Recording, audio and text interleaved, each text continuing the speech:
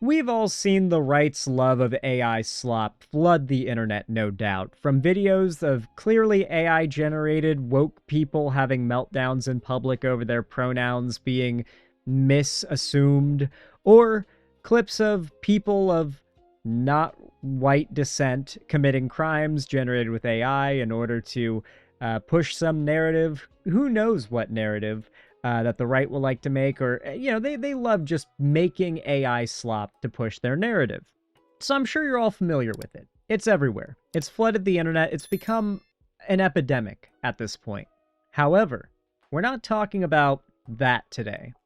We're talking about a very specific kind of right-wing AI slop that is growing in popularity and has been growing over the last few months. And up until I watched this new Philip DeFranco video, I had no clue about it, because the likes of Glenn Beck, for instance, are not the sort of right-wing creators I pay much attention to, though maybe I should.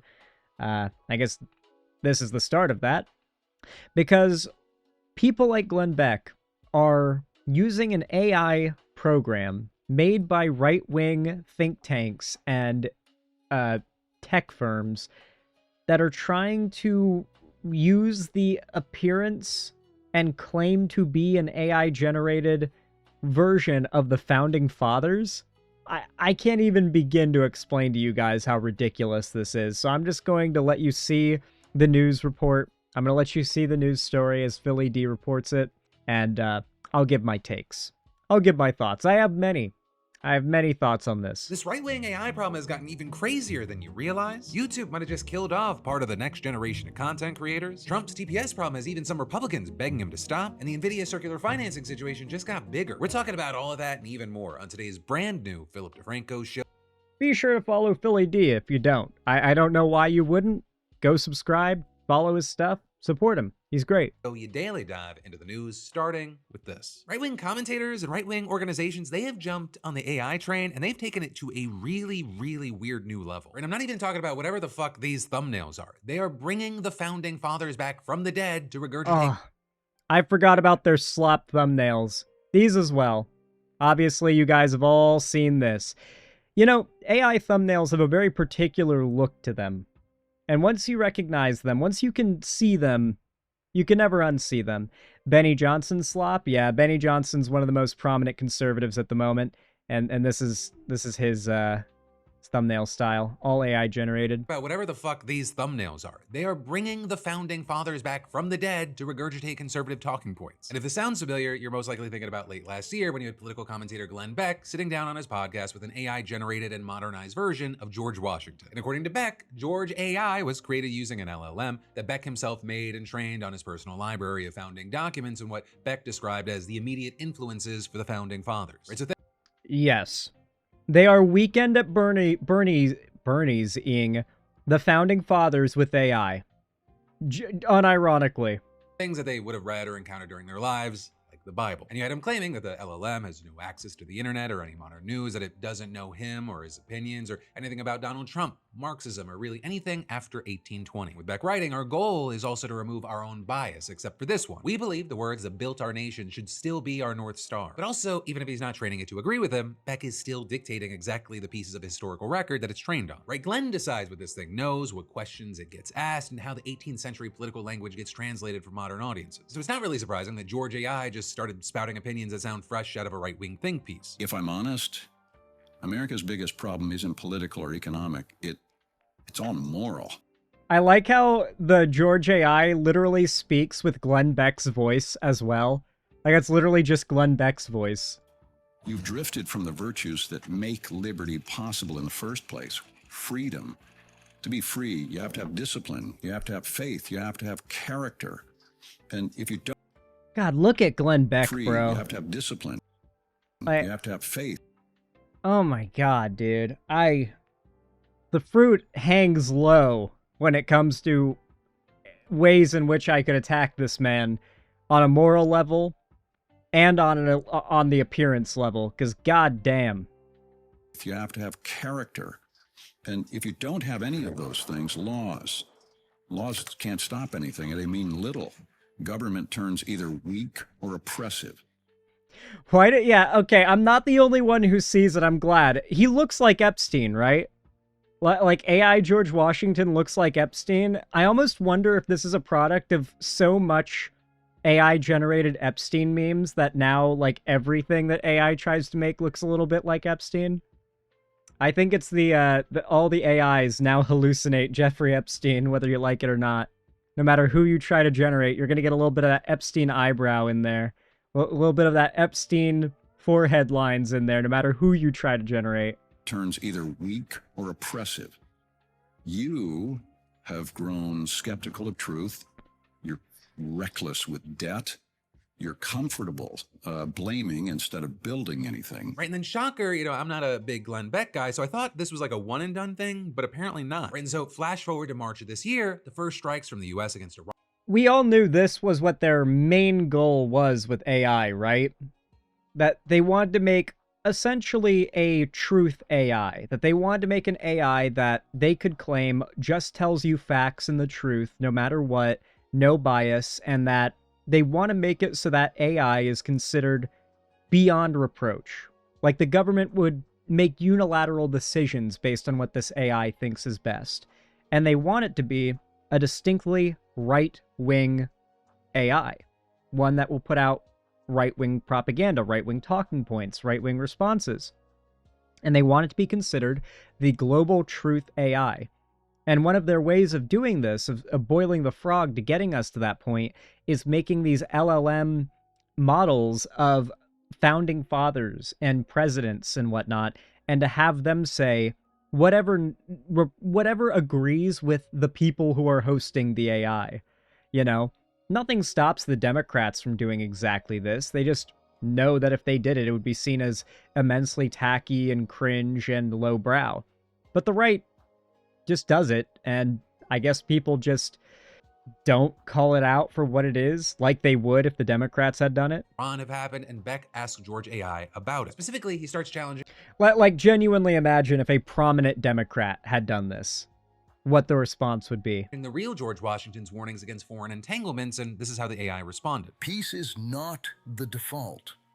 It has to be guarded deliberately with foresight and strength. A homeowner who never locks their door isn't more peaceful, they're just more vulnerable.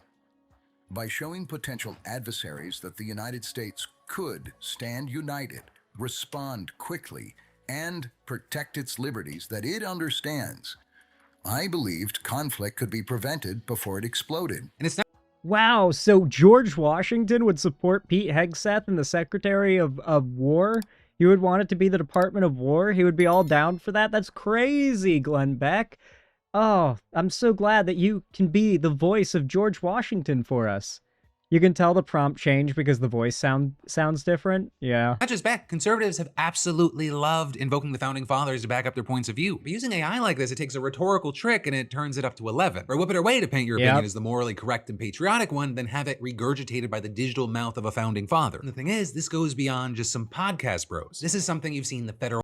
His face looked different too. Well, those were two different clips from months apart. Like Glenn Beck is this is like a running thing on Glenn Beck's show, is interviewing the AI founding fathers. Government embrace. You had the White House partnering with PragerU to create a historical exhibit called the Founders Museum. And it's this collection of more than 80 paintings, including portraits of the 56 who signed the Declaration of Independence and some key events from American history, along with dozens of AI-generated short videos of those paintings coming to life to tell their stories. And among those, you have an AI John Adams giving this interesting. Okay, this is when I knew I had to talk about this on the show. This John Adams AI video clip might be the most unintentionally hilarious thing I have ever seen.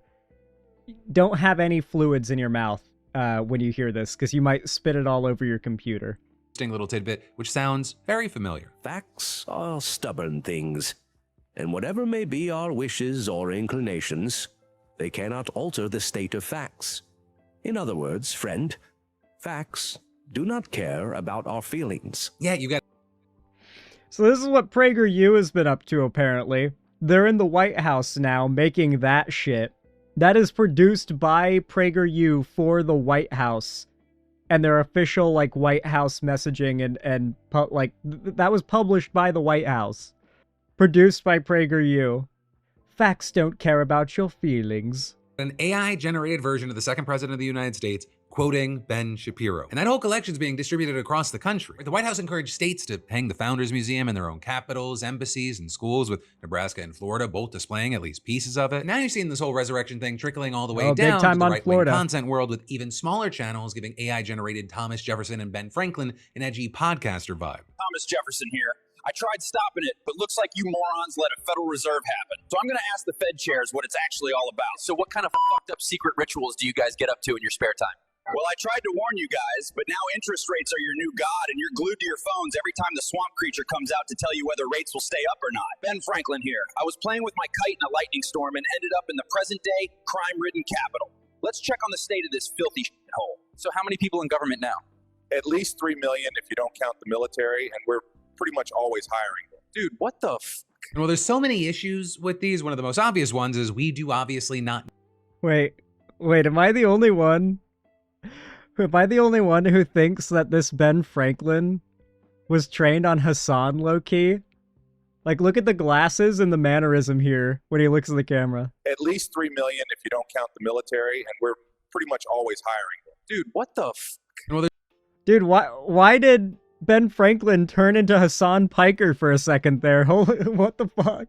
Actually, though. there's so many issues with these. One of the most obvious ones is we do obviously not know what these people would think about modern day issues, whatever computer impersonating them might claim. Right? George Washington, Thomas Jefferson didn't have thoughts or opinions about social media, transgender rights, Trump, abortion, DEI, whatever. But now you can have any creator or the fucking government make some slop and go, see? They can literally try to manufacture historical authority. And then there's also the revisionist history side of things, where you've had more experts raising the alarm about AI and its capacity to muddle history. With, for example, Brandon Gillis, the director of teaching. I mean, that's their goal. Also, look at this, like, 60-year-old, 15-year-old. Holy shit. Oh my god. It's like his face never aged, but all the rest of them did.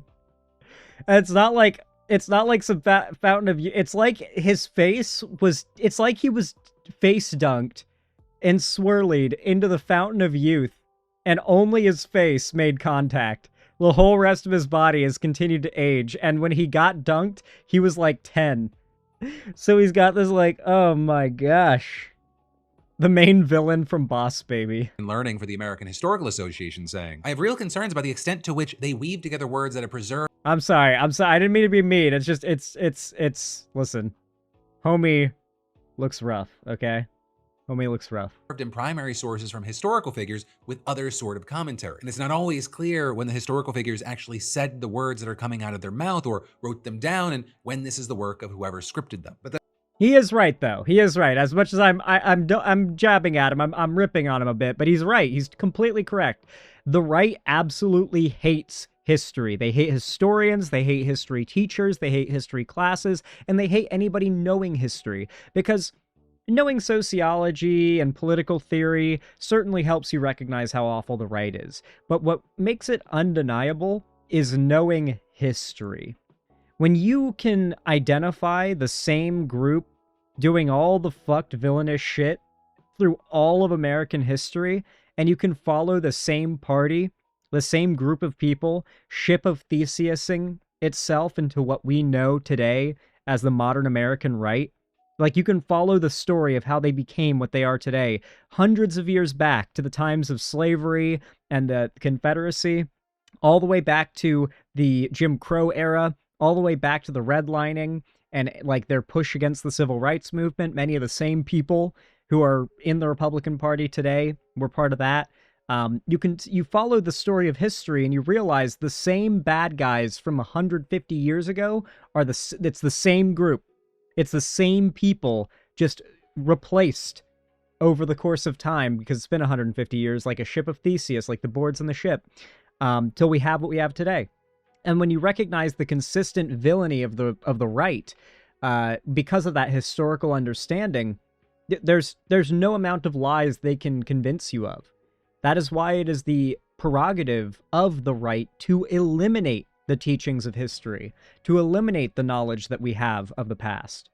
And also, very notably, that is not the only AI news in the headlines right now, because there is a lot of debate over this question. Did YouTube just successfully kill AI slop, or... Okay, well, that's when the story switches to another related-ish kind of story having to do with YouTube's new rules, but I don't know if I have much to say on that area, considering it does seem like they are moving to crack down on AI slop, and if they do legitimately pull that off, I'll be happy. Anyway, though, this AI president or founding father thing is unbelievably cringe. I think that goes without saying. It makes you convulse with cringe, physically. But I also think it's indicative of what the right wants to do in the future. I felt for a while that they want to get away with being able to say, we made the truth machine, it only tells the truth, and anyone who doesn't say what the machine says is a liar. And my biggest fear is that they can make that, have it be biased towards everything they believe, and then get the general population to believe that the machine tells the truth, and that anybody who doesn't say what the machine is saying is a liar or wrong. That is my big fear, and it's the right's wet dream.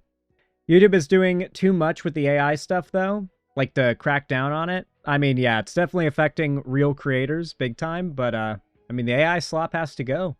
It's killing the platform. They got to do something. It seems like YouTube's basically administering itself chemo, poisoning itself, but also poisoning the AI slop. Anyway, with that said, if you enjoyed this segment, if you found it entertaining, educational, or enjoyable, follow my social medias linked down below, subscribe and ring the bell icon to see more from me in the future, leave a like and a comment if you want to give some support for free, and hopefully, I'll see you again in the next one. Thanks for watching.